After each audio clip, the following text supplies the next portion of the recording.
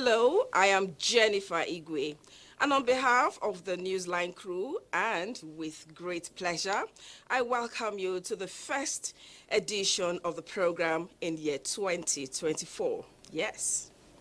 And week one has been quite eventful in year 2024, the world over, don't you think? Now, that said, many of us are still basking in the euphoria of the new year with memories of the Yuletide lingering. Some on the other hand, are still making lists of promises and targets for the new year. We have features on them.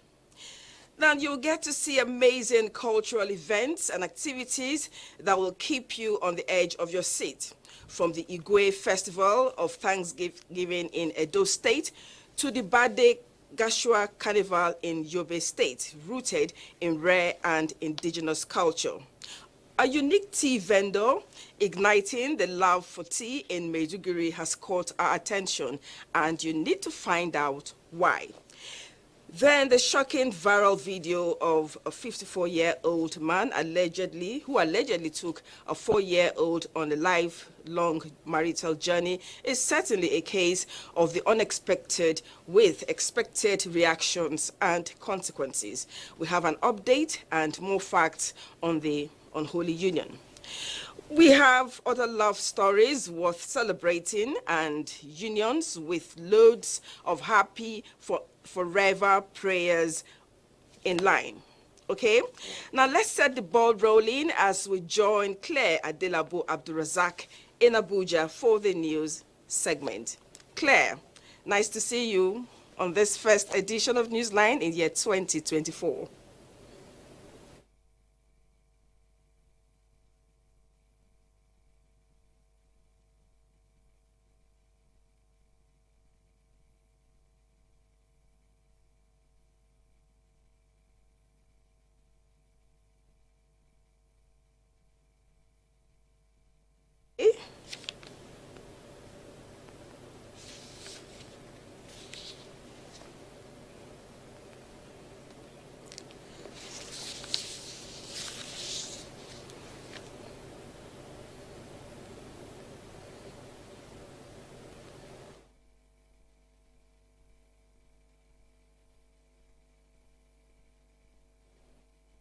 Takes the issues most seriously.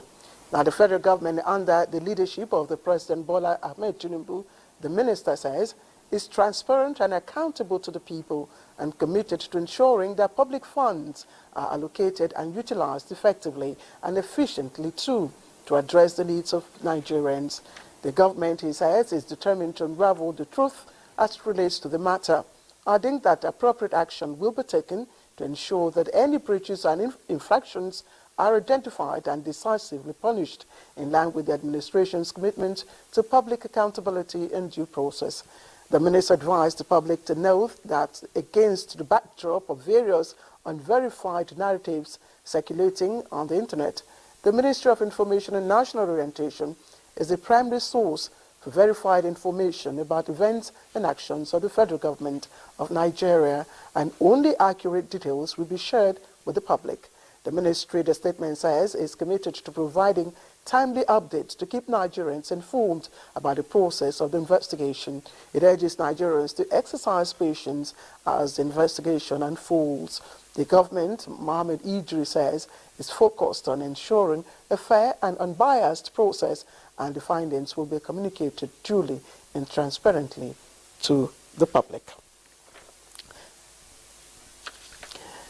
33 presiding officers of the parliaments of 25 countries have converged on Kampala, Uganda, for the 27th Conference of Speakers and Presiding Officers of the Commonwealth. The four-day conference, declared open by President Yoweri Museveni of the Republic of Uganda, is focusing on the environment and climate change, diverse and inclusive parliaments, security for parliaments, and the role of speakers and presiding officers in building consensus for parliamentary business. Nigeria's Deputy President of the Senate, Senator Barau Jibrin, who was represented by the Chairman of the Senate Committee on Interparliamentary Affairs, Senator Jimo, presented a paper during a special plenary session titled building consensus for parliamentary business, the role of speakers and presiding officers. Setting the tone for the discussion on how best to build consensus for rank-of-free parliaments, flexibility of the parliament to accommodate diverse opinions, which many parliamentarians at the conference says is the hallmark of the legislature.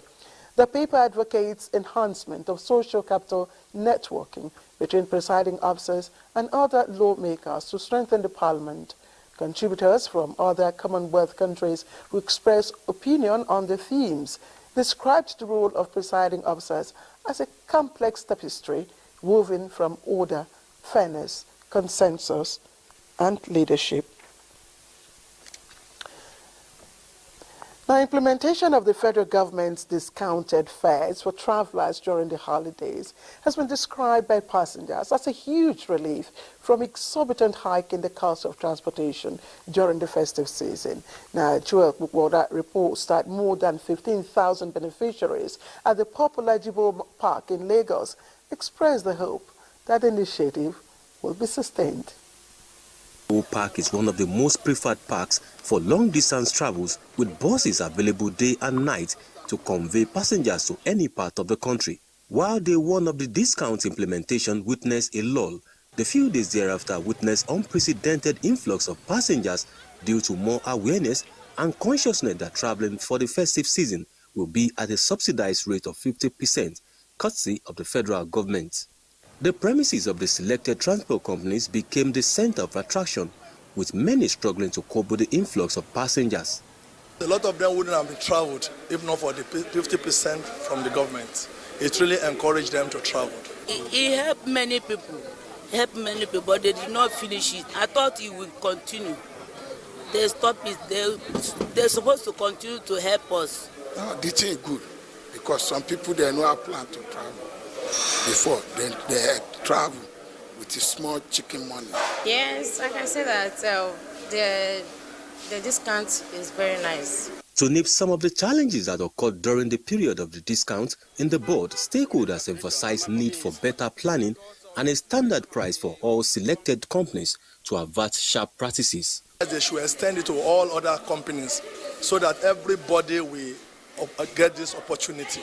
The passengers want the selected transport companies to improve their customer relations, while government representatives should be present at the park to ensure each free operation. In Lagos, Joel Bukwola, NTA News. And meanwhile, the federal government is also receiving commendations from beneficiaries of the free train service in Kaduna, and our correspondent Dada Mohammed reports that residents say the extension by the federal government is a welcome development. The Rigasa train station in Kaduna is a beehive of activities, with multitude of passengers disembarking after benefiting from the last free train ride from Abuja to Kaduna.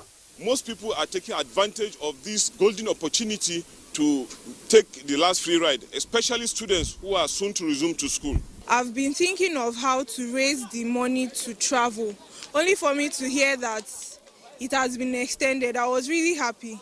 We, the students, we are based on allowances, and please, I'm begging the federal government should be cheaper for us. For those embarking on the last free train service to Abuja from Kaduna, the gesture by the federal government has made their travel back to their places of work and school much easier after extension of the deadline.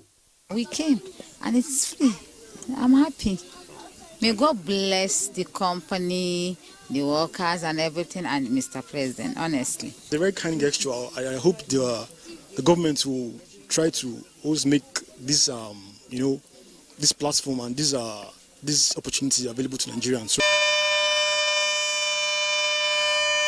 Few minutes after departure of the train, Rigasa train station, once bustling with people peddling their goods and passengers coming and going, is now a quiet, deserted space waiting for the next train to arrive.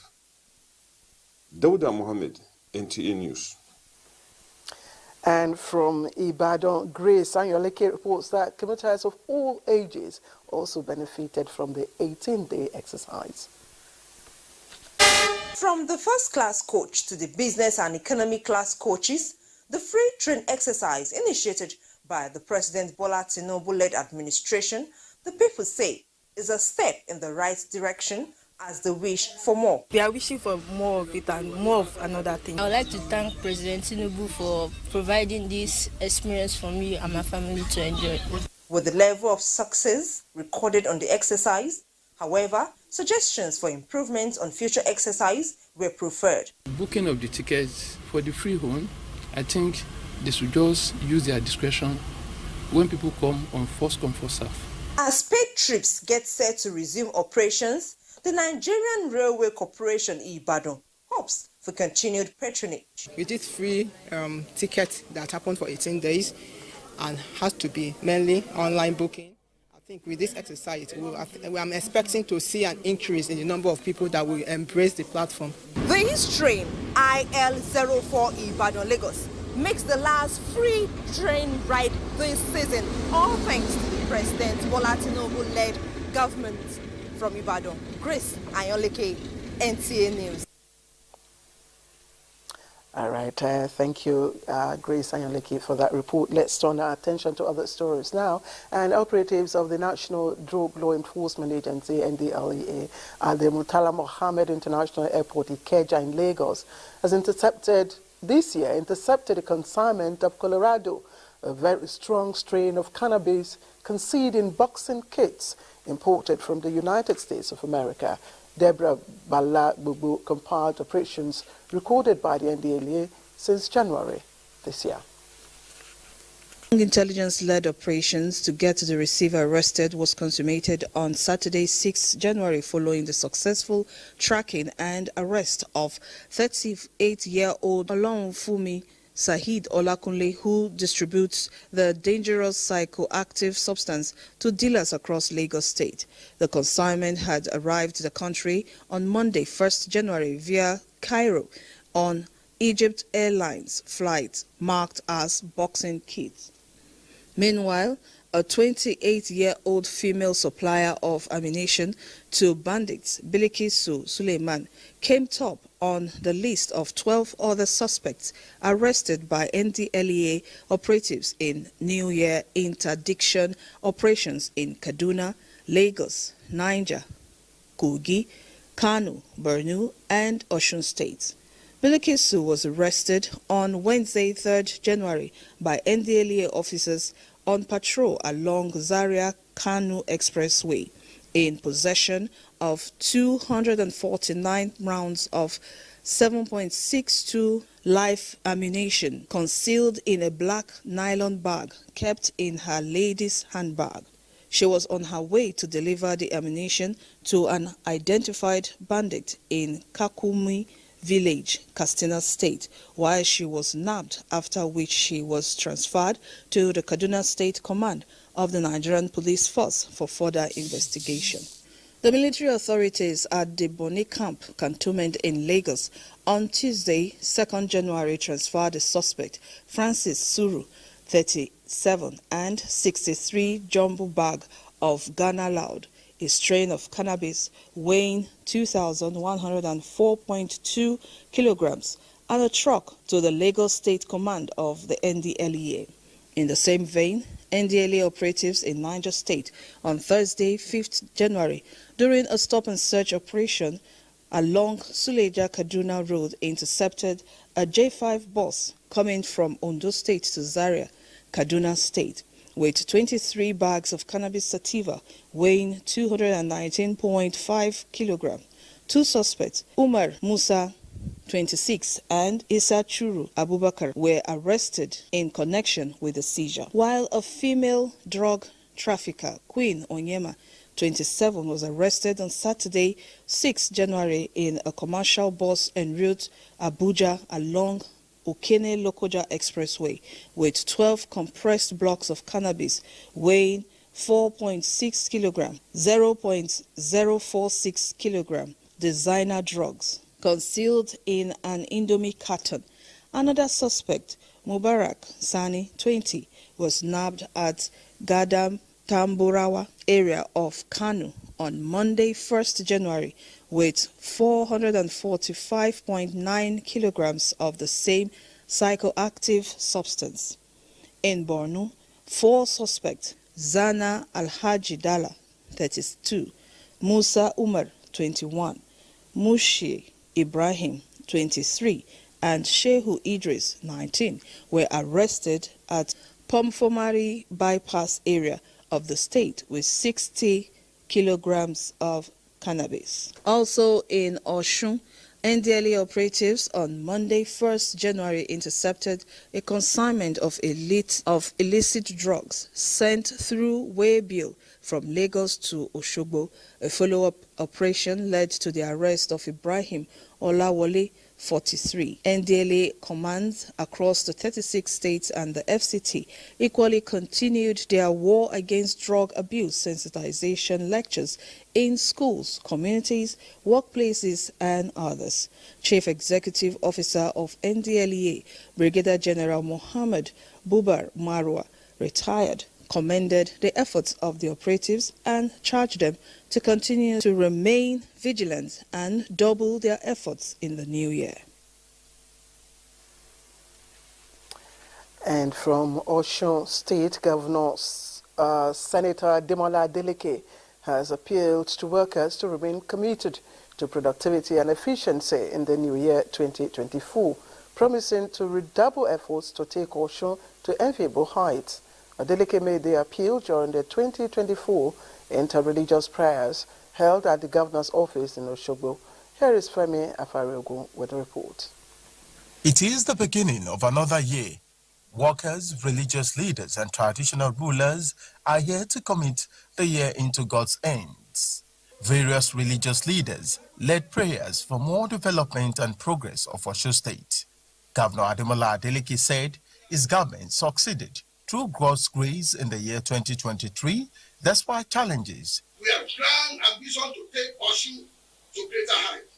I trust that with God and people, we shall achieve our lofty goals and agenda. The Oluwo of Iwo, Oba Abdul Rashid Akobi, who commended the various developmental projects of the governor, assured him of continued support from traditional rulers. The driver of the state, who is the governor, that God should guide him and give him the wisdom to be more successful in his office. I want to advise everybody in Osun State that we should work hand in hand with the governor to make Osun State a paradise on earth. Workers expressed confidence in Governor Adeleke, saying the new year will be a rewarding one for all. In Oshogbo, Femi Afariogun, NTA News.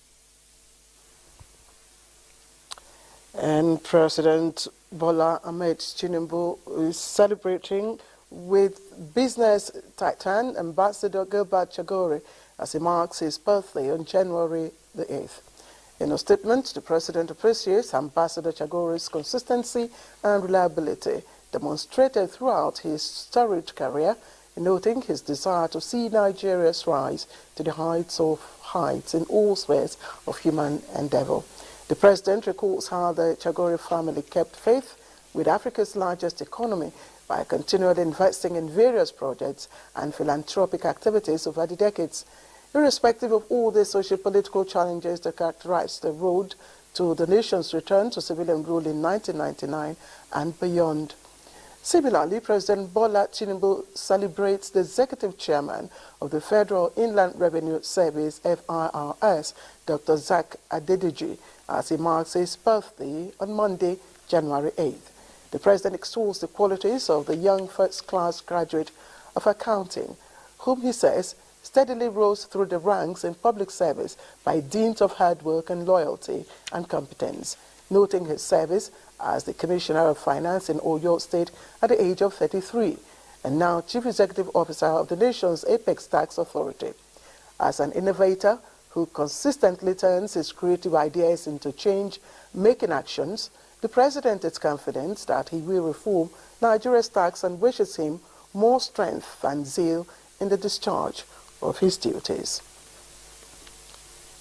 Mr. President is also felicitating with the Group Chief Executive Officer of the Nigerian National Petroleum Company Limited, NNPCL, Malam Mele Kyari, as he marks his birthday. The President commends the diligence, passion and expertise the foremost geologist, brings to task as one of the longest tenured chief executives in the history of Africa's most valuable energy company. His ability to diagnose complicated problems with thoughtful and pragmatic solutions, the president notes, has created a path for him to continue rendering valuable service to our nation. President Tinubu praised Almighty Allah to grant the business executive more wisdom and strength in his service to Nigeria. Let's take a break now and join our sports desk for some sports stories.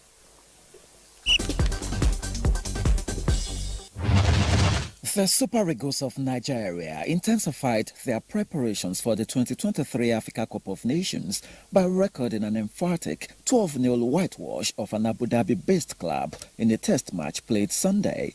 Ademola Lookman netted 4 goals, with Victor Osimhen and Moses Simon bagging a braceage, while Sadiq Umar and Ahmed Musa got their names on the goal scorers list. Up next for the Eagles is a friendly encounter with the Guinean national team on Monday, after which they will return to Nigeria for their final preparation. Back home, Anekeme Okon netted a brace as leaders Remo Stars recorded a 2-0 win over Sunshine Stars of Akure in a southwestern derby on March the 17th of the Nigeria Premier Football League on Sunday. Ayimba International also claimed a win of the same margin over Sporting Lagos, with Kano Pillars beating Plateau United 2-1. In other results, Lobby Stars ran out 2-0 winners against Kwara United. Niger Tornadoes beat Heartland 3-2, while Gombe United and Rivers United settled for a 1-0 draw. In England, Kevin De Bruyne made an assist on his injury return, while Phil Foden struck twice as holders Manchester City thrashed Huddersfield 5-0 in the FA Cup third round.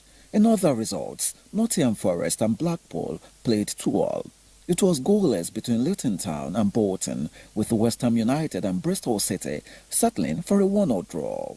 And finally, Rafael Nadal has confirmed that he has pulled out of this month's Australian Open due to a muscle tear, but says it is a different injury to the one which kept him out for a year. The 37-year-old had made his comeback this month at the Brisbane International after a year out due to hip flexor injury that ultimately required surgery.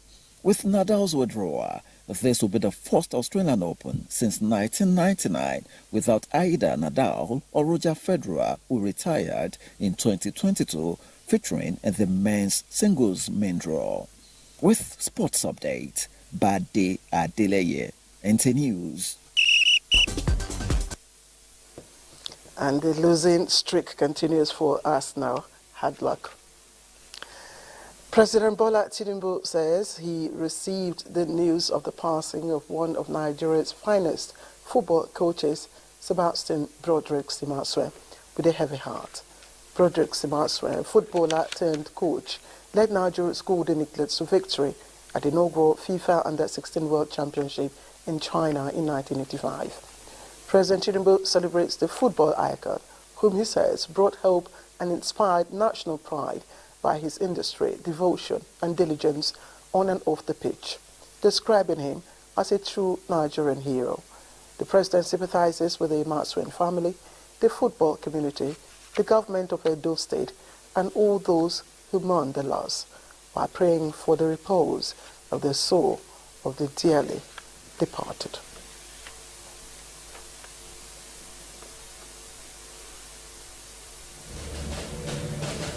From the boardroom at the Broad Street.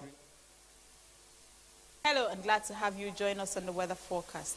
We start off Monday with patches of clouds in a hazy atmosphere to the southern parts of the country. Later during the day, there are chances of isolated thunderstorms to parts of Lagos, Ondo, Ogun, and Bayelsa states. Other parts of the country are expected to remain sunny and hazy. For the air quality index, most parts of the country shows unhealthy air, although we begin to see the yellow coloration, which shows moderate air quality. That's all for the forecast. I am Theodora Itum. Thank you for watching.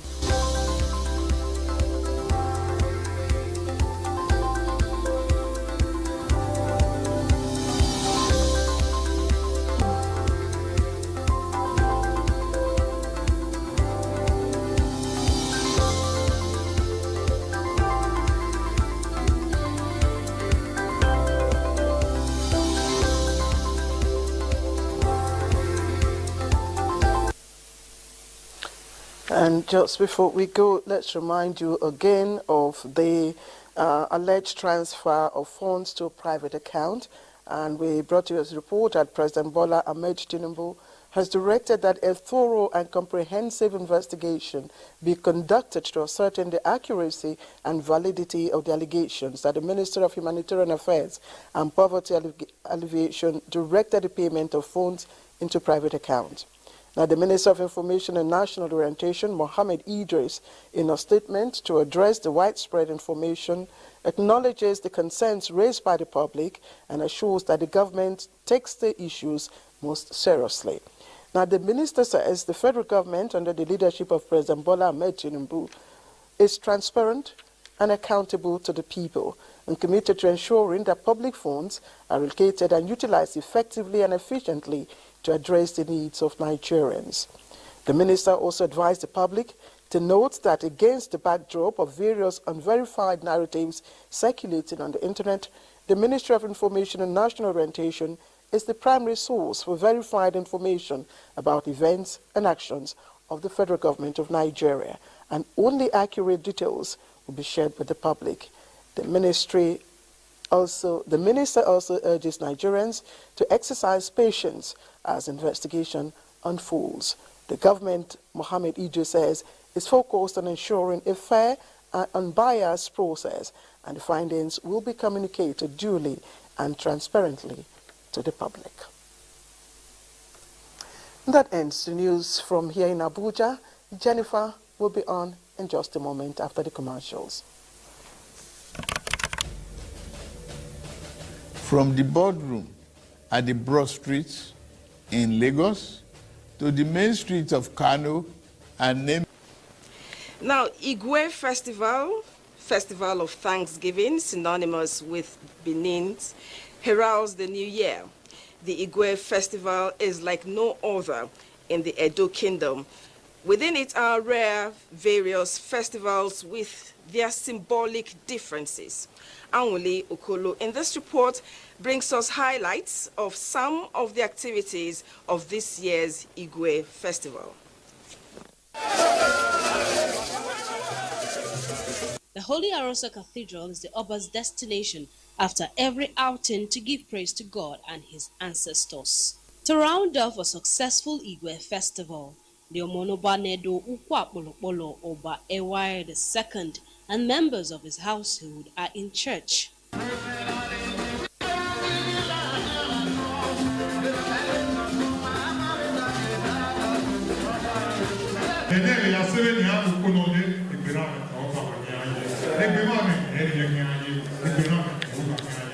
The two-week-long event, which had various high points from the appointments of chiefs to the Ugie Mobo and to the Ugie, where there was no dull moment.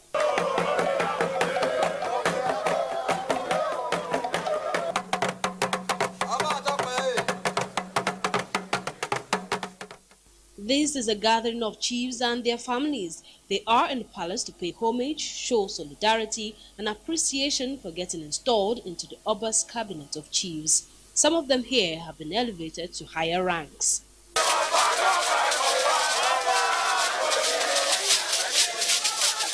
Then to Ugemobo, a ceremonial ritual to ward off evil spirits and unwholesome occurrences from the land. The Oba went round the city touching different symbolic points, all the while customarily holding and striking the ancestral ivory gong.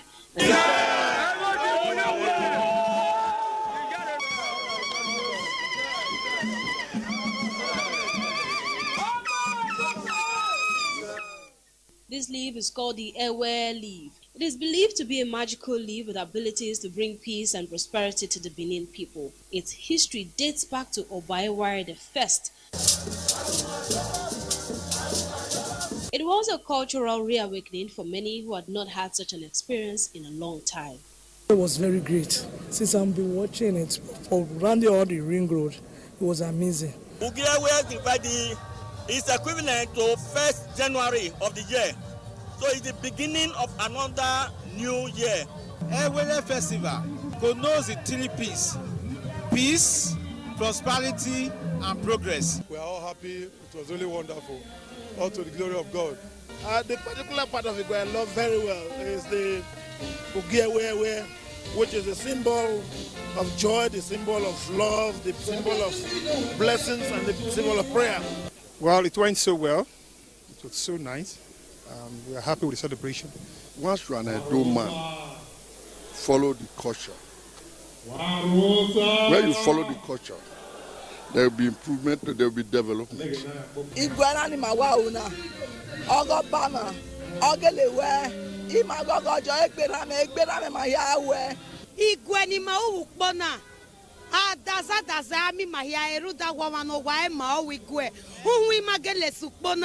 With thanksgiving on the lips of the Oba of Benin and his people, the year 2024 is one being looked upon with anticipation of the manifestation of the various pronouncements and blessings of the Oba upon his people.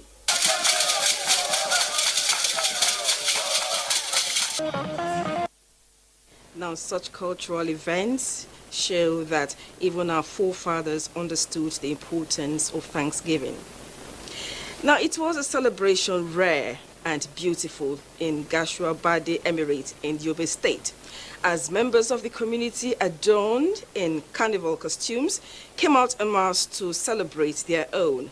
It was a festival rooted in indigenous culture, scarcely pictured, and of course, Hamis Rogo was there, so we have it. Over to you, Hamis Rogo.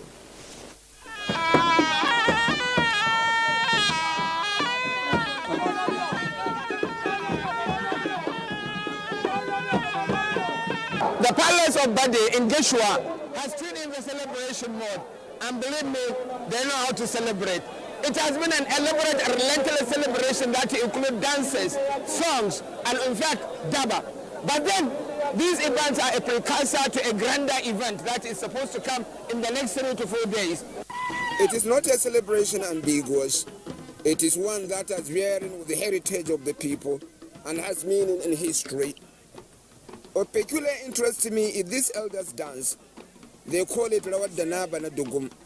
It exists only in Bade Emirate. In the old Kanem Borno, these elders are representatives of various wards and clans in their communities. They have authority over their various circles. They still exist in modern times, but with no power, no authority. But they gave homage to authority nonetheless.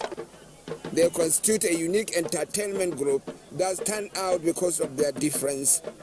For those with knowledge of history, they bring back memories of time past. Incidentally, there are a women group too who perform similar dance, but their story is different. They are an entertainment group whose art or practice dates back to the years of the empire. Their leader, who leads the procession, is called Magi.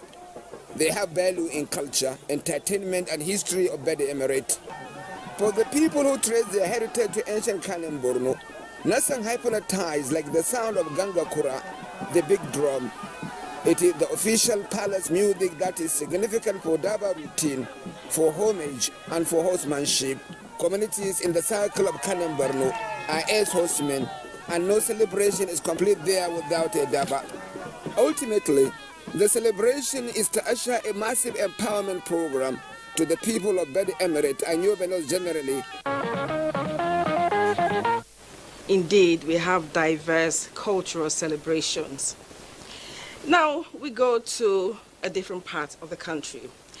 A Karamo hometown of the Minister of State for Petroleum Resources, Oil, Senator Heineken Lukobri, was agog on New Year's Eve as the people hosted their illustrious sons. Anya Pressy, who was there for Newsline, says the carnival-like reception was also an opportunity for the people to deeply appreciate President Bola Tinubu for finding their son worthy of the appointment. It is the desire and prayers of families and communities to have their sons and daughters in positions of responsibility to positively impact society. This explains the joy of the people of Ikirimo community, headquarters of Ikirimo local government area of Bayelsa State, as they hosted their illustrious son, the Honorable Minister of State for Petroleum Resources Oil, Senator Enikin Lopobri, to a grand reception in glitz and styles. The riverside community settled along the bank of River Ramos wore the look of a festive mood and the arrays of wrappers displayed in flag form around the community awakening the memories of the just cultural symbol of festivity and welcoming great people to their communities.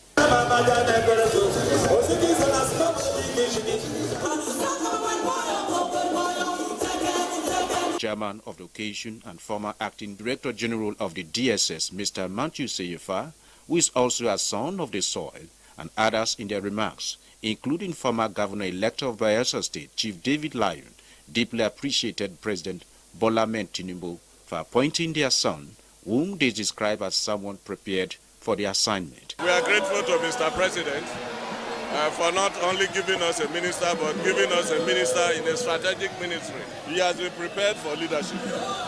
So we expect him to do well. He's our brother, he's our leader.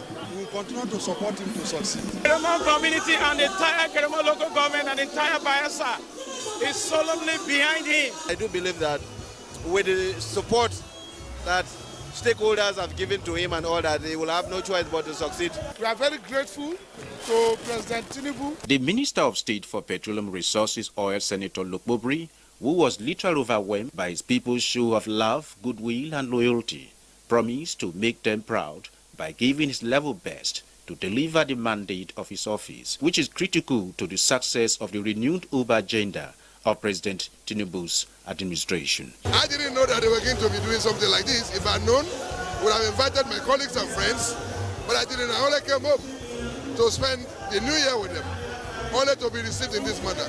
I want to thank them for putting this together, and I also told them that they are owing the president a debt which they will repay in 2027. The minister on arrival was earlier received in the palace of the Mananowe of Ekirimo Kingdom, King Agbodogba Simo, and his council of chiefs, who offered him royal blessings.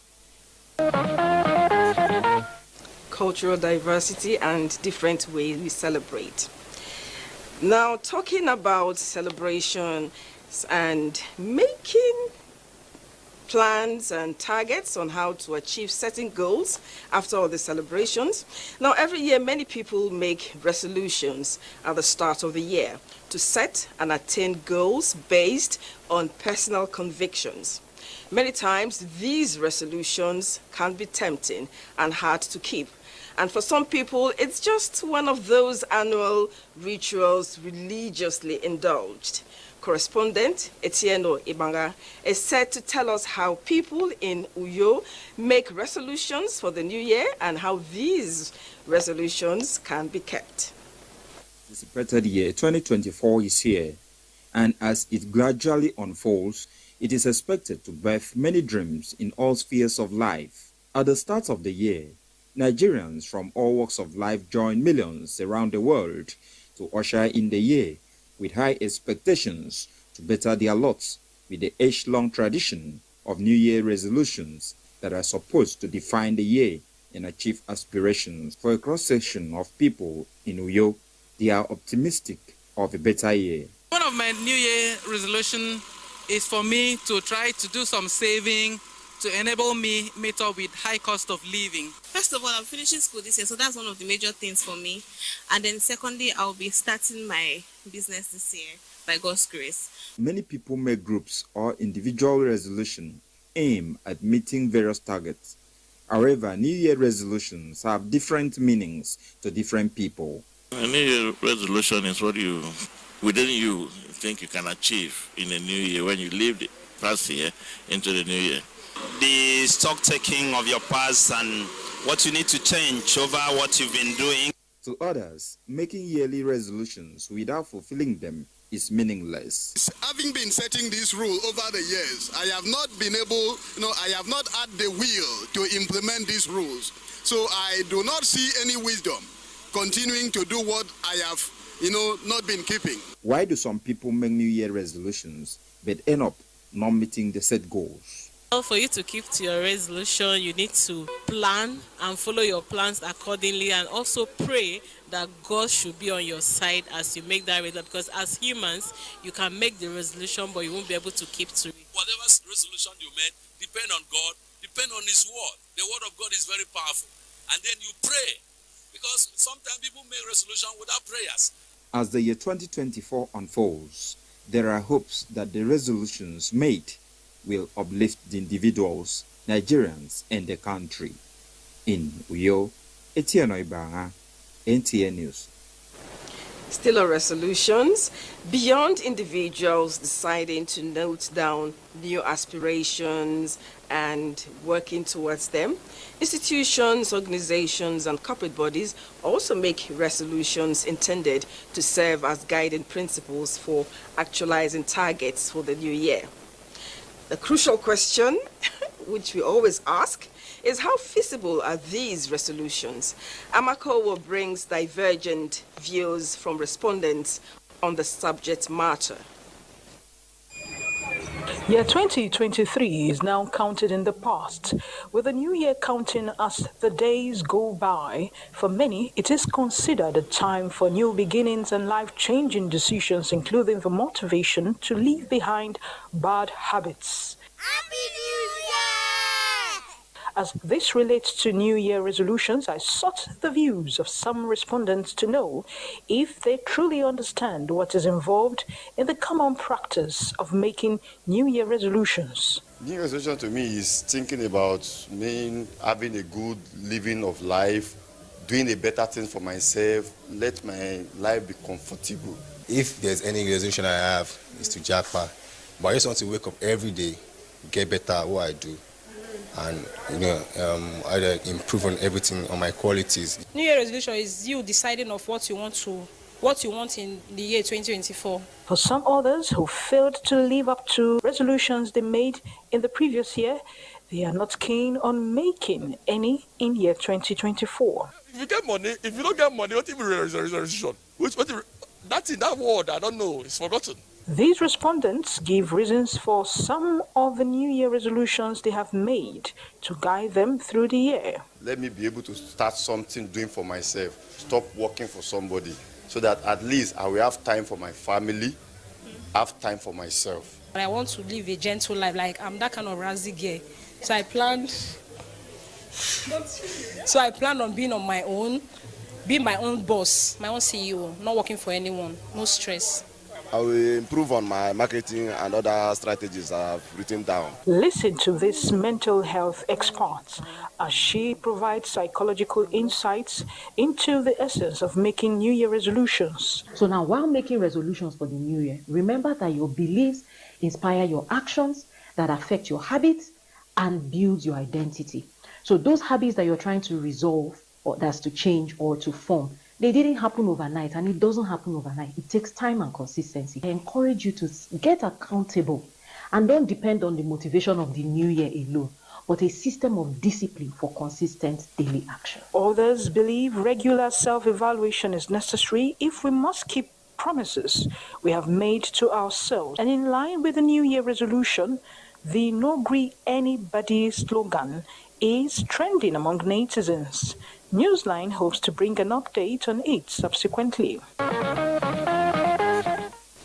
Okay, personally, I stopped making resolutions a long time ago because it's easy to make, but ensuring that you see them through is a story for another day.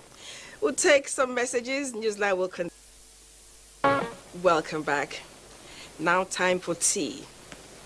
Tea, they say, makes everything better. This likely explains why some can't do without it. And if you want to know people that are so passionate about tea, go to Maiduguri, the Borno state capital. Now, Zainab Adam in this report captures the unique exploit of a tea vendor steaming up the tea craze in the town.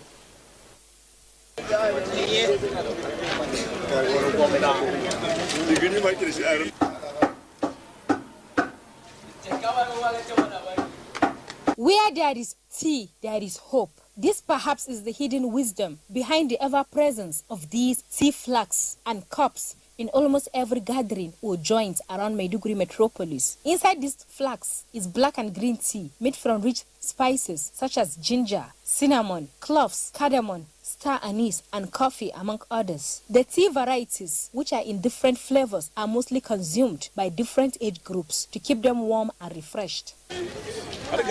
We enjoy the tea so much. This tea truly refreshes a person's body and you'll drive without feeling any fatigue.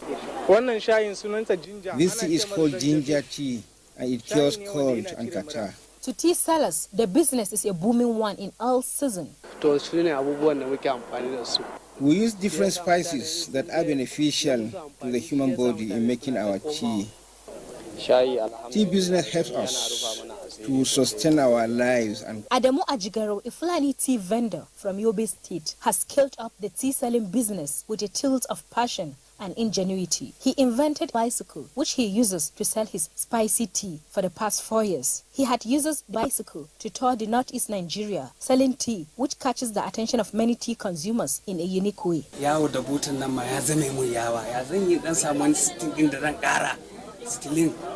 I make use of kettle to hawk any tea, but I later thought of improvising a means that will be easier and captivating for people. So I bought a bicycle and spent 2 weeks to remodel it for this purpose.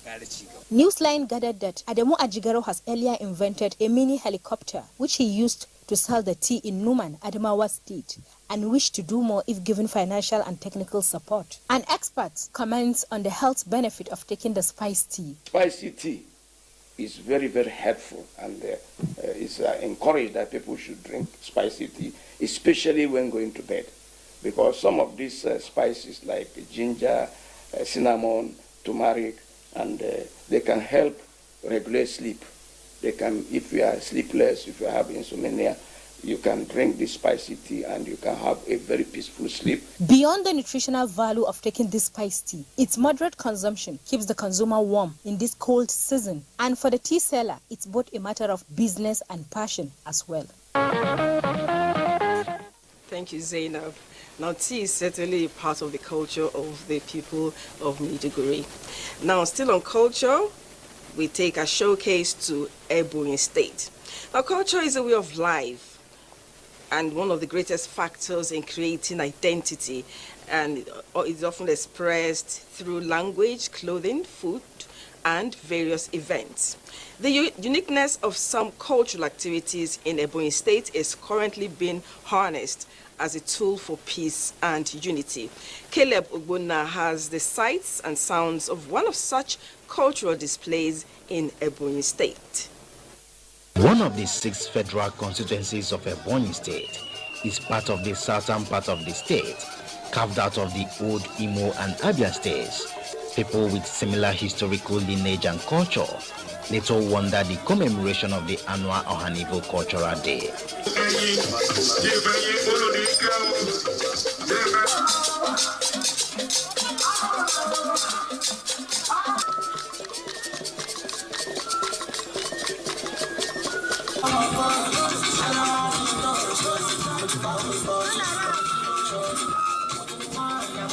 Inculcating the spirit of oneness and showcasing the values inherent in their cultural heritage, with the aim of establishing a society driven by virtues, resonated at the cultural carnival.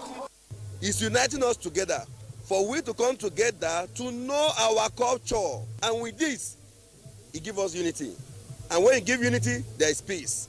And when there is peace, there is joy. For stakeholders, culture, beyond being the lifeblood of any thriving society, is a mirror to the past and future. With this, we showcase to the world what we have. Without your culture, you are nothing. By this, we are reawakening our cultural heritage. It's going to help us and our unyet born, even our unyet born. Is that this is actually going to harmonize the people of Ohanivo, bring them together. Because when they come together, that's when they can make progress. Although with the blend of modernity, the Ohanivo Unity Carnival, which had the exhibition of cultures from the area, climaxed with the recognition of deserving personalities for their meritorious services to humanity. Culture is indeed a unifying factor. Now, the Chairman, Senate Committee on Appropriation, Honorable Senator Adiola Olamilekan wants Nigerians to keep hope alive as government is mapping out strategies for improved economic development. The senator was speaking at a New Year party organized for his constituents in Ogun West Senatorial District of Ogun State. Lekon Agbonde was at the party and has highlights for us. There is no better way to usher in the new year than giving thanks to God amidst pomp and pageantry. This is what played out as the senator representing Ogun West Senatorial District at the Red Chamber, Senator Olamilekan Adeola Yayi, hosted a befitting New Year celebration.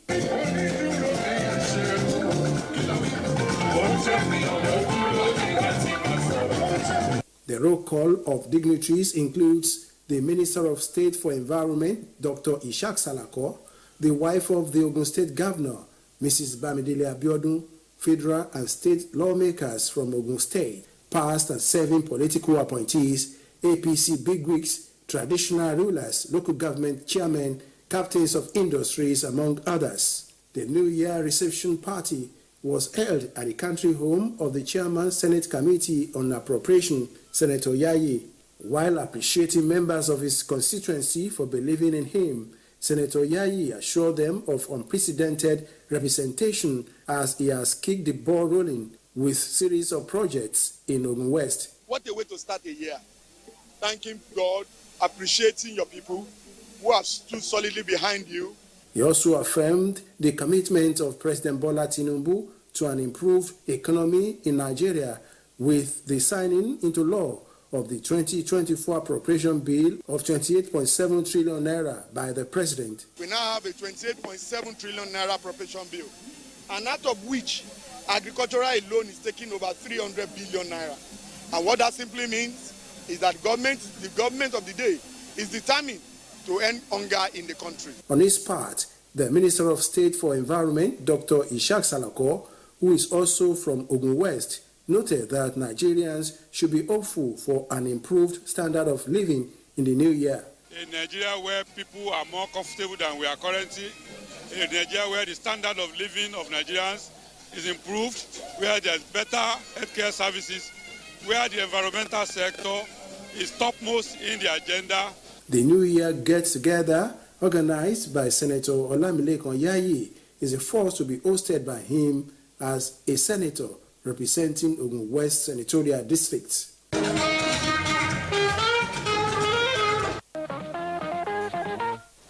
Way to go to wedding bells. It was a memorable day for the family of Shitu Abdul Karim in Katsina State as hundreds of friends and well-wishers converged on the ancient city to rejoice with him as he gave out two of his daughters in marriage. The wedding was attended by personalities including the Minister of Information and National Orientation, Mohammed Idris Malagi. Awal Haliru captured the event for Newsline. Fataha was held at Bilal bin Rabah Mosque, Katsina, which was presided over by the Chief Imam Abdullahi Fidan Samji. After the payment of 200,000 naira each as dowry and the fulfillment of other marriage contractual agreement, Dr. Farida Shitu Abdul Karim and Dr. Sanusi Garbarimi, as well as Dr. Mufida Shitu Abdul Karim and architect Abdullahi Lawal Alti, were pronounced husband and wife. Guests to the event were hosted to a befitting reception by the bride's family. Friends, relatives, and other well-wishers prayed for the couple to have a peaceful married life. My advice to them is that they should adhere to the tenets of Islam. They should also obey all the rules and regulations of their guy's marriage. Marriage is a very, very serious institution. We do hope and we pray that by Allah's grace, they will all find solace. They should be close to each other, maintain good relationship, because marriage is one of the religious obligations. So we expect them to live in harmony, understand each other, and advise each other.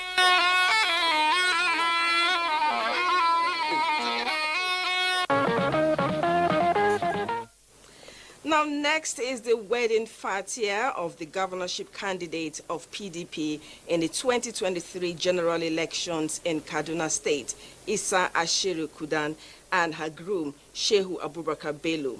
The bride is also the daughter of the second Bai of Zazo, Lawal Salio Inuwa, who was at the grand event, said personalities from all walks of life, including former governor of Sokoto, Gombe, and Jigawa states, as well as other members of the National Assembly, graced the occasion.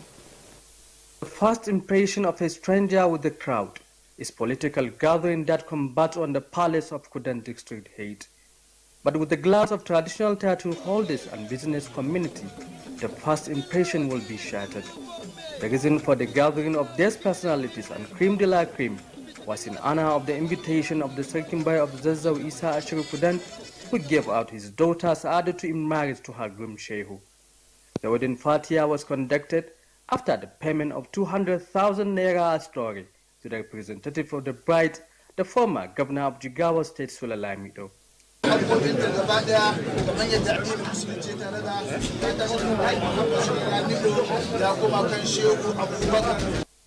The gathering served as an avenue for reunion between the people of Gombe and that of Kaduna State, as parents from both parties advised the couple to be tolerant and good ambassadors of the two families. My advice to the bride and the groom is to make sure that they don't have any problem for whatsoever. They have to tolerate one another, to uphold the teaching and practice of our noble Prophet Muhammad sallallahu alaihi wasallam. Of course, vis-a-vis the provision of Quran in respect of marriage affairs. My advice to the bride and the bridegroom is one all the time: to be patient with one another, to be faithful to one another, and to respect one another's view. When you talk of marriage on Islamic rights, it is an agreement between the two partners that they live under the sunnah of Prophet Muhammad sallallahu alaihi wasallam, and we believe that they have all been trained on that. To God be the glory, and I remain eternally grateful to God Almighty for all that He has done. It will remain memorable in my life till the end of my time.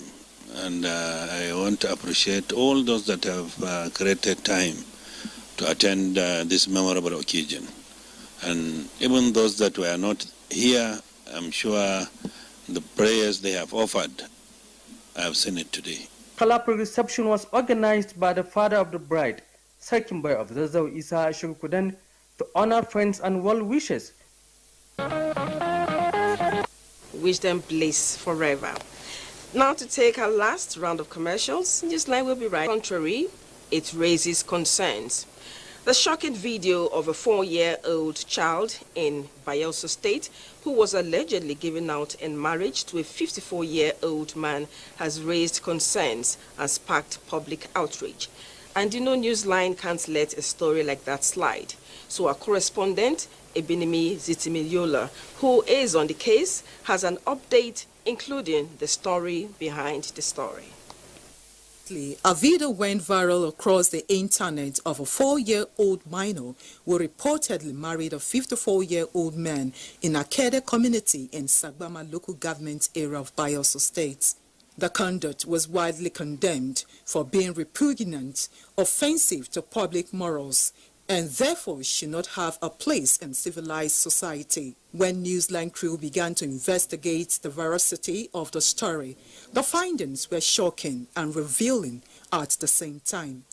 It was gathered that the 4-year-old was said to have existed in a former life where she, as a maiden, was betrothed to the same man until they were unfortunately separated by death. The reason for her committing suicide is that she wants to go and reunite with her lover on the other side of the world. But unfortunately, it seems that reunion didn't take place. So she had been coming and going.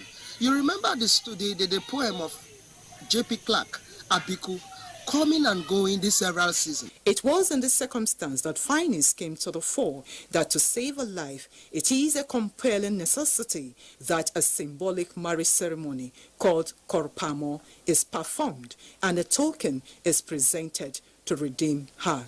The practice, according to devotees, as part of an ancient Ejo culture and spirituality for a girl or male child who falls sick and dies after birth and returns to be given birth to again. The man who said to be the husband of that child is not the real husband, but try to complement the whole child, the child to the old age. The girl, when she grows up to the age of marriage, can actually marry anybody of her choice. And so there's no attachment. All of that was done.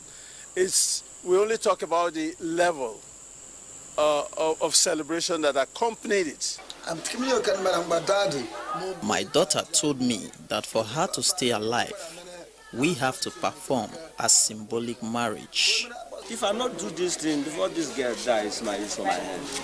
So from there now, okay, if not so, no problem, I will pay you. Could this be a myth or story just made up? Well, I decided to dig deeper into other cultural belief systems and found something similar in Abiku in Yorubas and Ogbanje in Igbos, meaning a spirit child who died young and was reborn. Having established this, I went further to other faith beliefs. The truth is that there is nothing like reincarnation in the Christian sector. In the Bible, it has never happened. In Islam, we do not hold the view that there is a reincarnation. It is a work of the jinns. Gender-based civil society groups, professional bodies, and government representatives also met on the matter. From what we have heard from both parties, we are confident that the rights of the child has not been violated and will not be violated.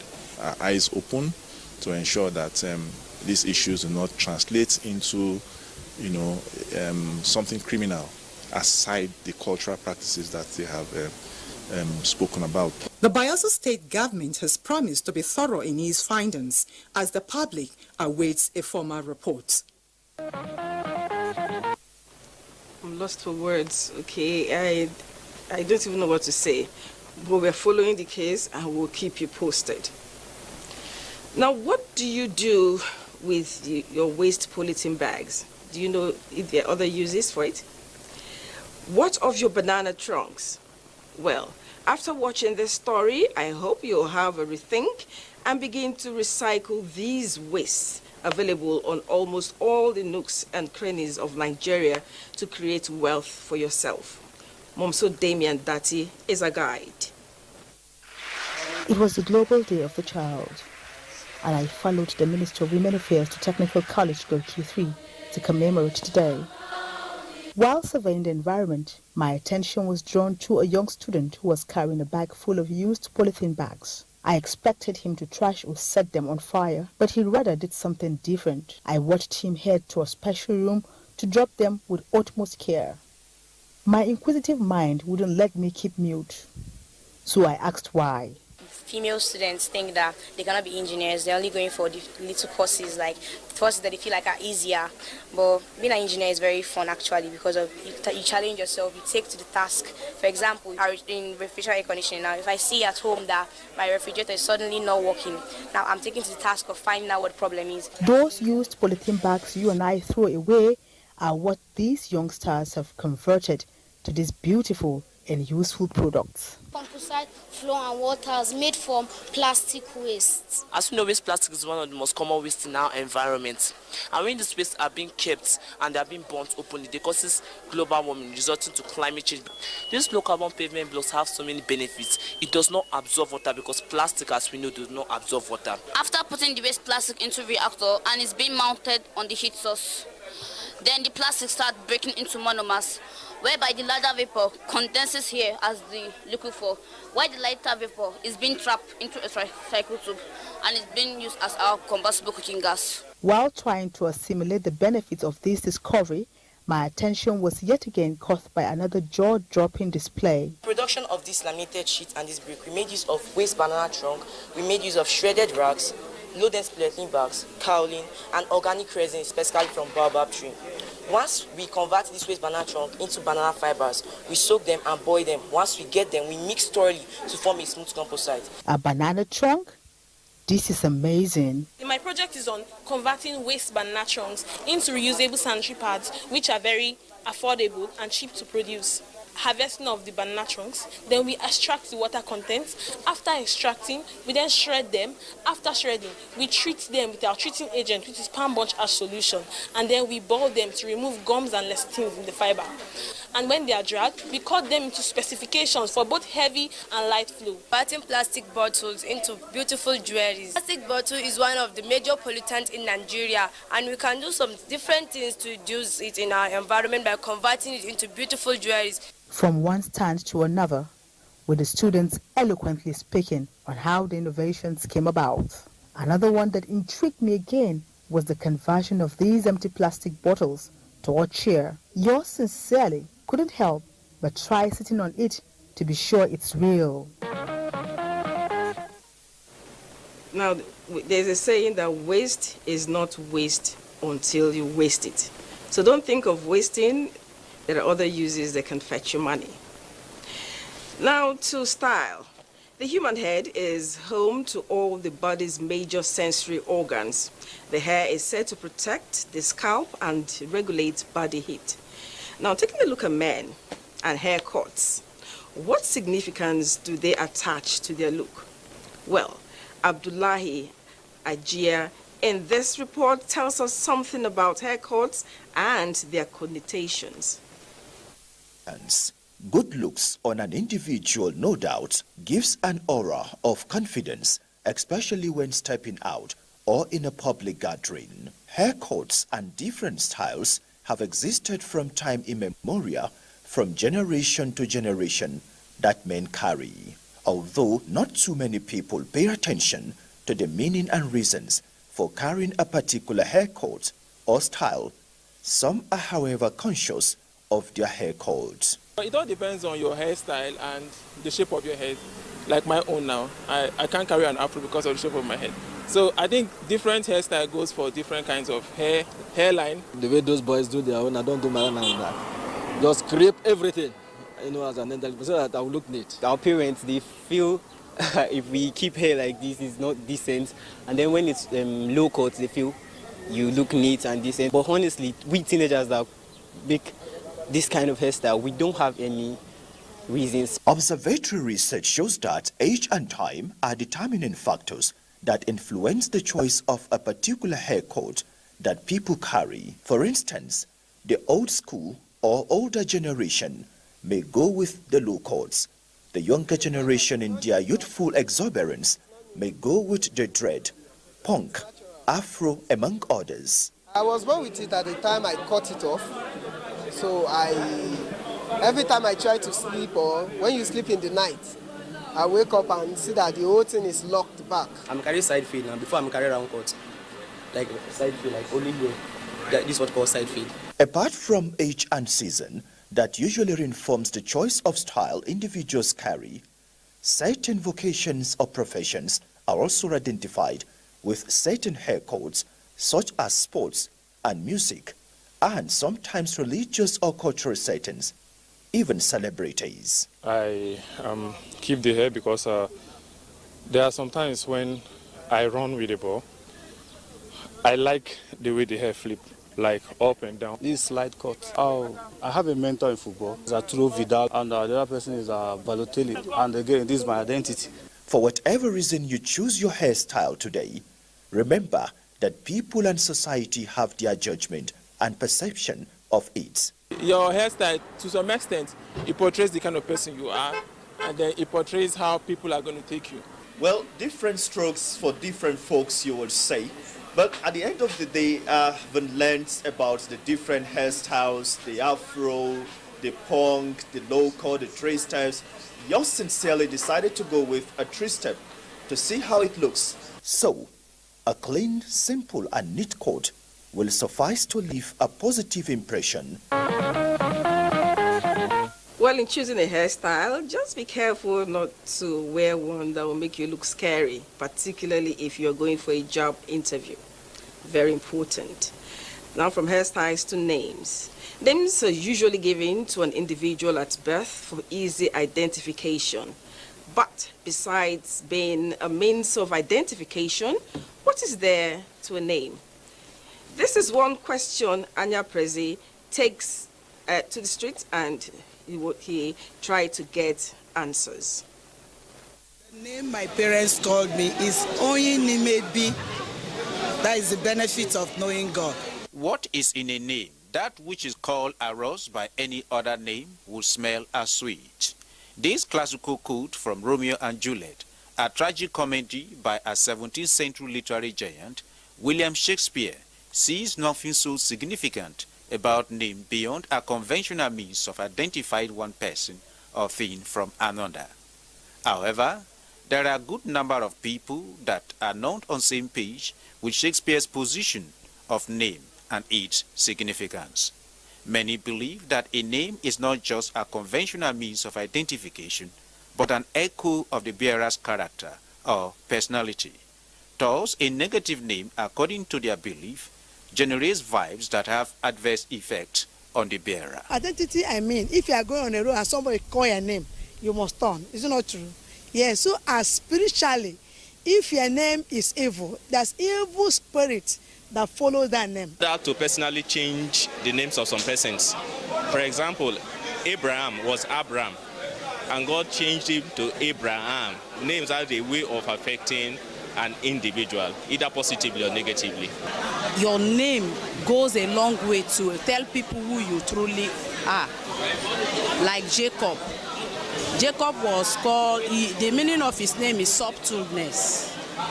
So he was able to deceive his own brother and took his birthright from him. Until his name was changed, he was being deceived by his own uncle. So his own name affected him. If that is so, why are there so many in this side of the globe with great and beautiful names, yet their lives are far from the great names they bear, while in the other side of the world, people with names like Bush and Fish, among others, are pretty doing great? What then is the place of name in the lives of such persons? Observers comment.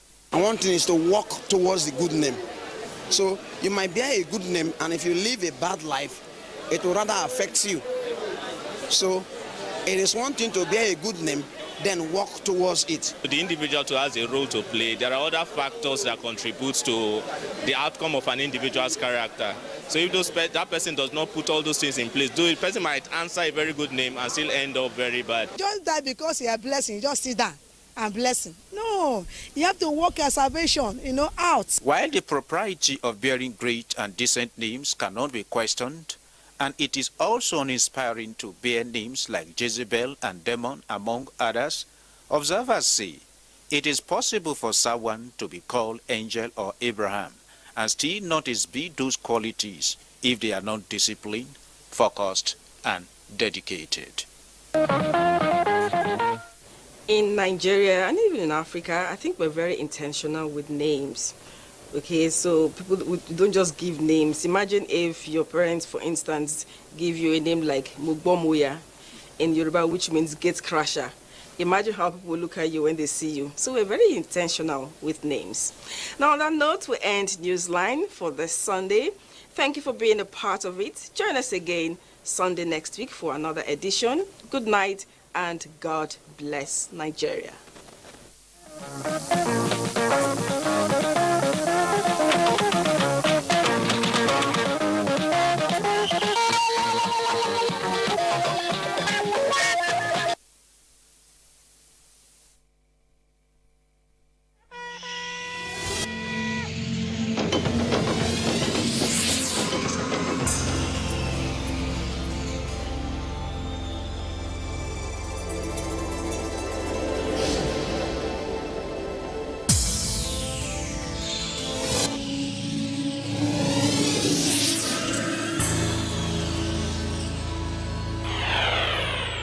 NTA, you can't beat the rich.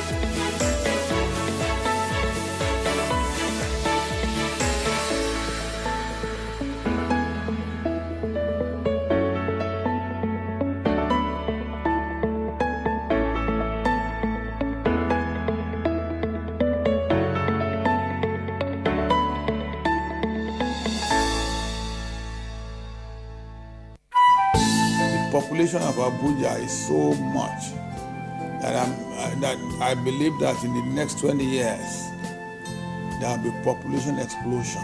Naturally, herders are not bad people, but it's because of this climate change that is making them to look as if they are bad. So when they are looking for daily bread for their cows, they have to find something for them to eat. Global warming is a global warning that it is a time for climate action for everybody. Nigeria should be in the forefront. Where there is willful breach, there should be a commensurate sanction.